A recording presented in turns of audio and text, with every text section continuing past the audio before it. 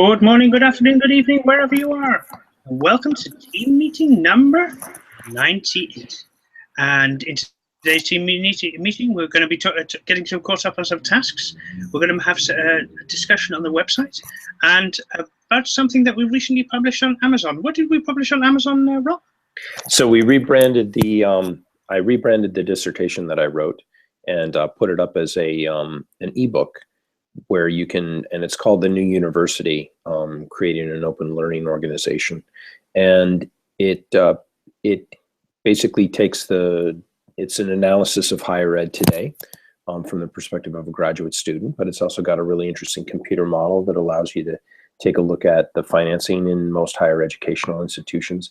And then is a discussion about Oplerno and our business model, and also the initial work we did in terms of accreditation and how, Daniel, in terms of coming on board and designing different things for us, the computer infrastructure, and how we're looking at, creating this higher education revolution that's accessible to everybody, where different groups can participate and they can start to control what they're doing in terms of educating their people as individuals and communities. So it's up as an ebook, and it was fun to work on it. There's going to be a couple of updates to the book, which will be live. And so if you purchase the electronic version of the book, which is $3, you will also be getting some of the updates and changes in formatting. And right now I've been working on trying to get a way to easily download the computer model so you can take a look. It's based on the University of Vermont's financing system, but you can, change a few names and change a few numbers and get a good understanding of those dynamics. So again, it's $3 on Amazon. You can find it by going on to Amazon.com and typing in Robert Skiff, and type in the title, New University. We would love to have a couple of reviews. I know 278 people have downloaded it on academia.edu for free. Now I took that off, I deleted that. And if you read it and you liked it, it would be great if you could, give us a review and tell us what's going on. There's also a place on the books page where you can talk to the author, me, and Daniel will also probably be chiming in. And it's really, publishing it is a way for us to get more of the word out. And it's also led me to starting to write and work on, it's been, 3 months since the defense. It's also getting me to work on a guide for students on how to lower their costs and, find a career without the student loan debt. And there's going to be some stuff that I'll be posting on both Oplerno's website, but also be sending out to you. It's going to be a really fun book and a really fun process because we're going to open it up to different students and other people. And of course, the advantage of us publishing it on Amazon as well is that we've also now Rob is going through that experience, so he knows exactly where you need to go with all these things for Amazon, and also as a test case for how we would do it if a faculty member with us decides to publish a book, how we can help them to publish that book as well. So what's been fascinating going through the process is that people who want to publish a book now can go directly to Amazon and publish it through their services and actually earn, again, you get to decide in Amazon the price of your product, okay, the price of your book, and you earn anywhere between 30 and 70% of the revenue that's generated from the sale of your books. Sound familiar? It is a much better deal than working potentially with a publishing company because you're able to reach the people directly and you're receiving a much higher percentage of the profits of the publication and the production of the text. So I really, really like the idea, and I really like that disintermediation, and I like the idea of Amazon. And we've sold several copies, which has been great. So hey, a little another revenue stream will be is much appreciated, and yeah, so that's that. Why don't, in light of what we were just talking about, just before the meeting set, why don't we talk about the article, and then we can talk about some of the Oplerno related stuff after. Cool. So you added this article, Rob? Yeah. Looks through the New York Times and gets the Wall Street Journal, and he found an article Saturday, April 9th, and I want to show you it.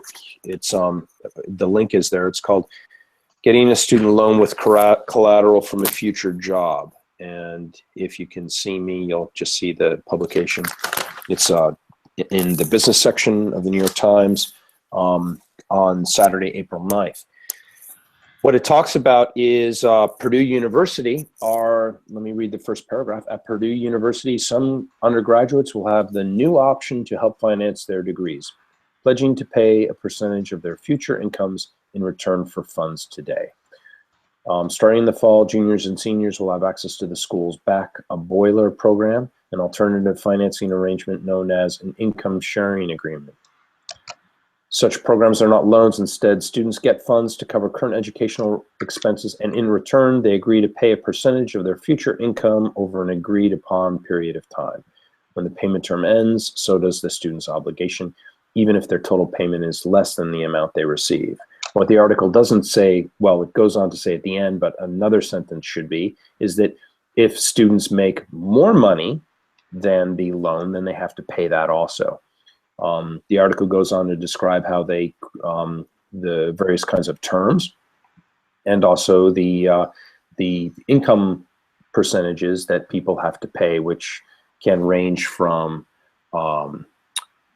3 to I think 5%, and it all depends upon your major. So, for example, if you're an English major, you're going to pay a higher percentage of your income over a longer period of time. Those are going to be the terms that you're going to have to sign on for. If you're a mechanical engineering, then you're going to be paying a smaller percentage. There's so much here that really is bad. And one of those things is risk. When you take out a loan, you need to understand what actually the terms of that loan are going to be in terms of payback. And interest rates are generally set at a fixed level, so you can calculate what you're on the, what really is the terms, how much are you paying over time. Well, with this, there's a fixed loan percentage, but you really can't fix the cost because you're asking to understand what the income level of the person is going to be, what the income level that you're going to have in the future. And those are really, really difficult things to figure out.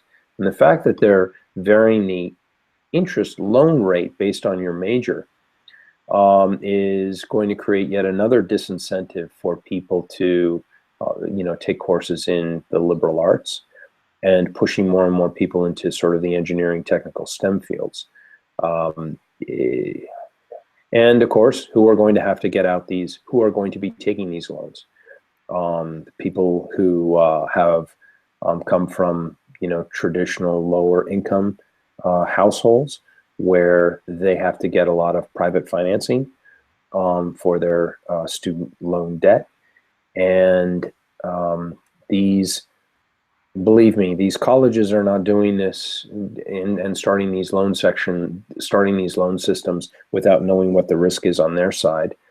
And it's going to be another way for them to make money. And the pitch will be, oh, don't worry about the size of your loan. You're only giving a percentage of your income to us over time. And it's almost as if they are purchasing a part of you, okay, for a period of time, whether it's 10, 20, or 30 years or maybe longer. Think about that. They're purchasing your future income. If that doesn't reek of indentured servitude or debt slavery, I don't know what does. It's crazy. Yeah.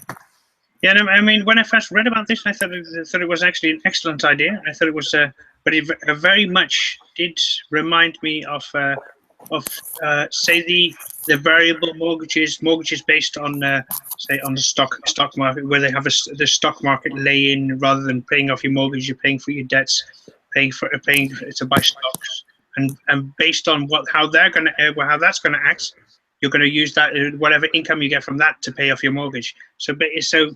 Uh, besides from losing any of money on the stock exchange, you have 2008 happens again, or 2000 or whatever.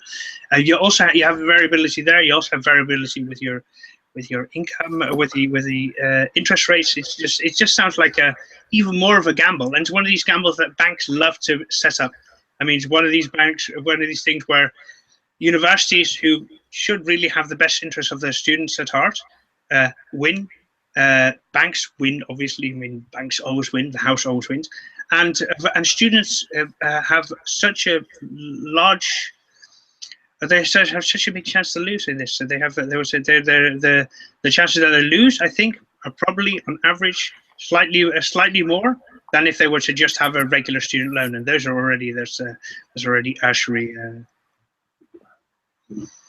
Yeah, I mean, yeah, believe me, the banks are not doing this out of the kindness of their heart. Let me read you this section. It's a little bit further down. In December, new rules took effect, allowing all federal borrowers to choose a plan that caps their loan payments at no more than 10% of their monthly income after graduation. After 20 years of payments, or 10 years for those who work for government organizations or most nonprofits, any remaining balance for the undergraduate loans will be forgiven. There's so much wrong with this, okay? 10%, it's capped at 10% of your income, okay? And people are already paying income tax, fairly decent high income taxes. Add in local and state income taxes, sales taxes, etc. And you're gonna find that my guess is 50% of your income is going to pay for the government. 10% is going to pay for these 10% potentially for your income to the student loans for 10 years, okay? And also the really crazy incentive of it's 20 years of repayment, but if you work for the government or nonprofits, then it's only going to be 10 years. Now, what kind of incentive then do people have actually to work for private enterprise or start their own businesses? Okay, because 10%, you're going to be paying 10 years more if you go into the private sector. And it's a very dangerous thing, at least from this perspective of this, US citizen. Europe's got a different philosophy. It's a really bad thing if government is owning all of the means of production and creating a real disincentive for people to create their own small businesses or their own farms or their own organizations. It's a real disincentive to do that on a private basis. And I don't like it. What's your take on that, Daniel? Because you're over in Europe, and they have a different notion of the social contract. Yeah, well, I think it's personally a good deal if you're working for the government. I mean, the government is then, and you get to say, you work for 10 years for the government, then after 10 years you don't have to pay any more loans, because then it's like a social service. It's like as if you were to go in the army for 10 years. You do your work in the army for 10 years. You pay for your debts, everything. You do something for the country. If they have invested in you, and then you get, I don't know, 50%, 70% of your loans get wiped out. I think that's a good idea. I wouldn't want that deal. I would like to have a choice in the deal. I think that's for a lot of people. I think that would be a good deal, and it'd be a good incentive. On the other hand, of course, it does.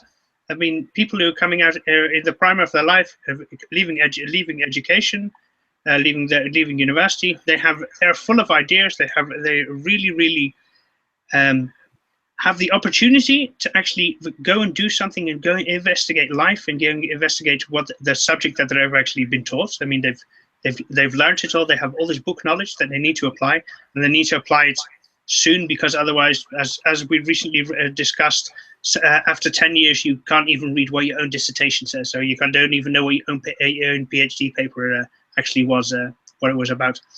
because you just, if you don't apply it, if you're not using the information that you're learning, you're going to lose it. So this is also it's also what we call knowledge distraction by making people take jobs that are perhaps in the government and not completely in their field, not completely in their knowledge base.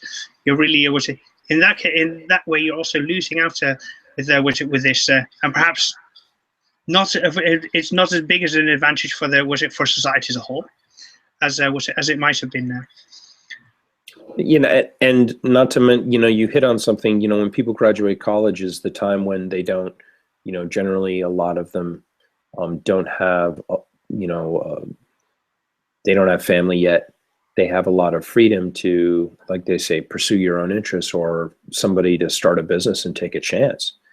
And I think this really creates a perverse system to funnel people into working for the government, which is not the most innovative, and nonprofits generally, large nonprofits, aren't the most innovative places on the planet that to generate these new ideas and new businesses that really fuel economic growth and social justice. And you know, this is perverse, and yet another example of this transition we're making in our society of turning what was once, you know, small business owners, small farmers, people who wanted to sort of do their own thing and be independent, yet another way to sort of take away that independence in the form of, you know, indentured servitude, in debt, okay? Indentured servitude now to the government, and to different universities. And we're not even discussing changes that could happen in terms of how education is delivered and the choices that people can have. We're so into propping up the current corrupt and bankrupt higher education system. It's just enough.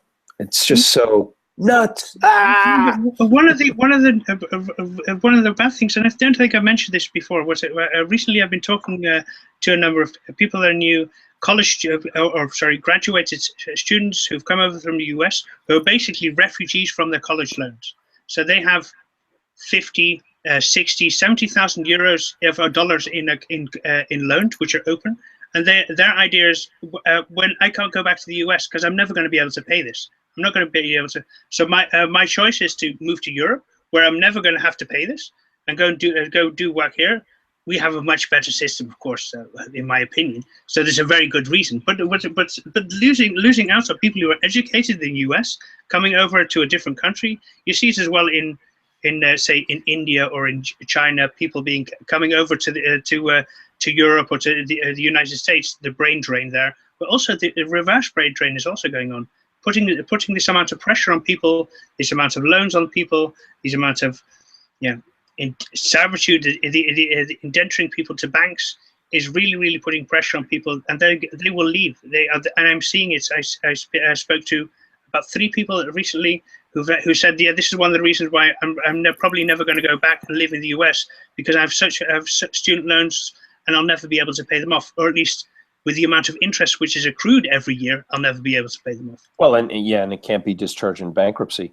I had a conversation with a financial aid officer at a small northeastern university, hint, hint, and they were telling me how basically at this university, people are taking out the Stafford loans, which is $10,000, $20,000 a year, debt over the 4-year period, but they're financing everything else with private student loans, which is from the government, and then serviced through J.P. Morgan, and that's to the tune of sometimes, well, frequently anywhere between $40,000 and $120,000 a year. So they're going to end up paying double or triple back, which is all profit for the banks. And that's just wrecking the states, and a lot of the students just don't understand compound interest on what they're signing up for. And that's why I'm really excited with this guide, because we're going to walk through the steps, if you're a student, of how you need to be thinking of your education, because You know, this system is designed.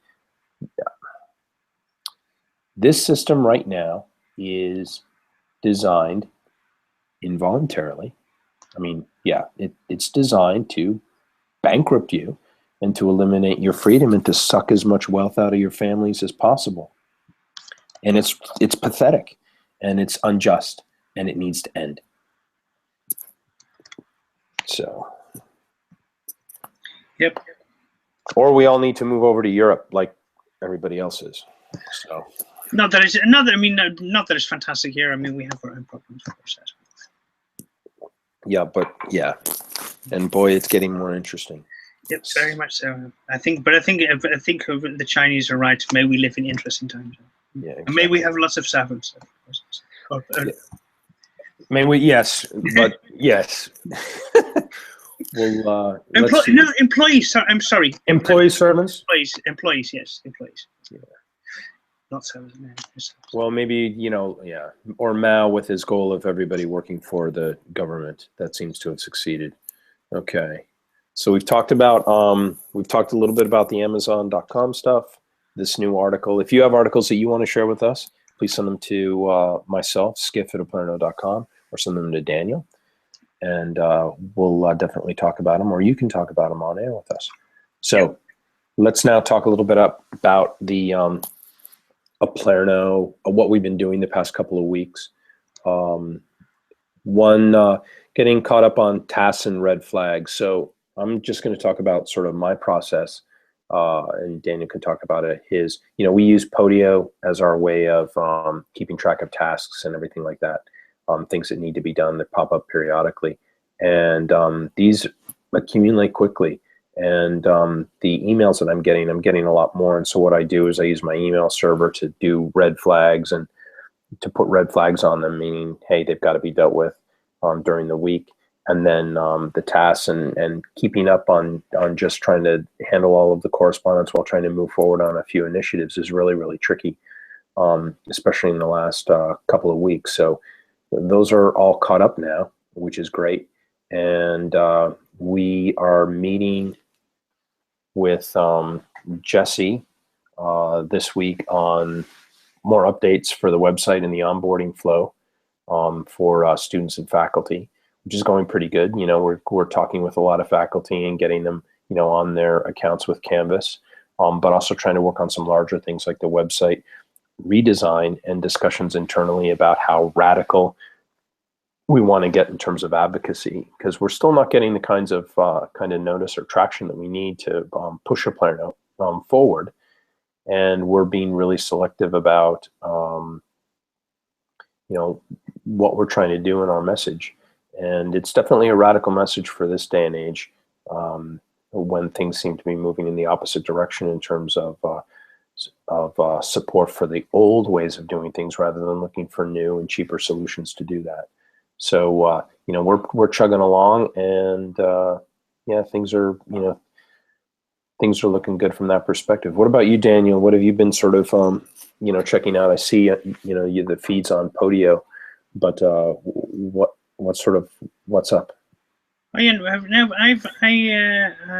have a similar system whereby I have different color flags for the different email feeds that I'm getting in, but I'm really getting into Google's inbox. I mean, for my personal mail comes in on Google inbox, and a lot of other stuff comes in on Google inbox, and it's really changed the way that I'm dealing with tasks. It also means that the way that I'm also dealing with my Oplerno email is also changing to relate to that. Really setting it up so that it's much easier to get things done. I mean, David Allen, a brilliant book readers. But it was really learning how to get things done properly, not using my email box as an internal task basket, but actually getting things done, making sure that things are being taken. I tag them as I have to deal with this now. I have to deal with this in tomorrow, or I'll throw it away or archive it. And being able to do that and being able to deal with it quickly really helps me out.